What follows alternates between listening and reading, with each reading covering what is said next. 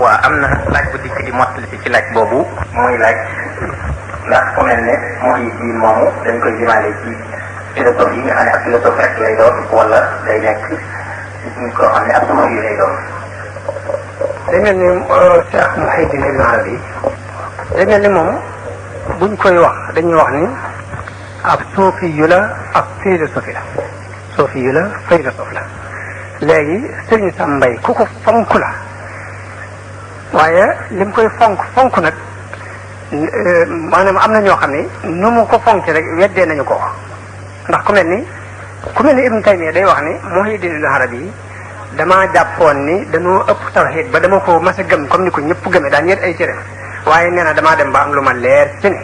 lii muy wax ko ko topp li fi yonent bi andoon lépp da nga ko déjji sànni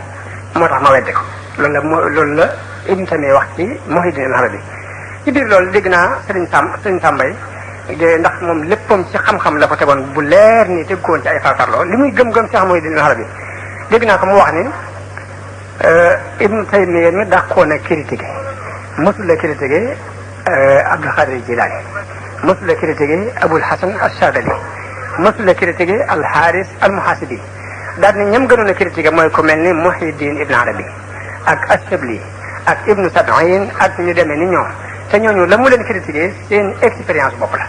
maanaam gëme na ci ne seen tajaari fi bopp yi ñu dugal ci biir mbir yi muy falsafa ba ñu ci dugal ci la leen Ibn Taymiyya critiqué kon des na ci gëme ni moom ab suufu yu la waaye nag dugg na ci domaine falsafa ba tax na ña koy wedd da teg ko ci falsafa boobu it daanaka jëriñoo taxaw di werante ak ñoom baa ngi xuloo ko xeexal daanaka du ko jox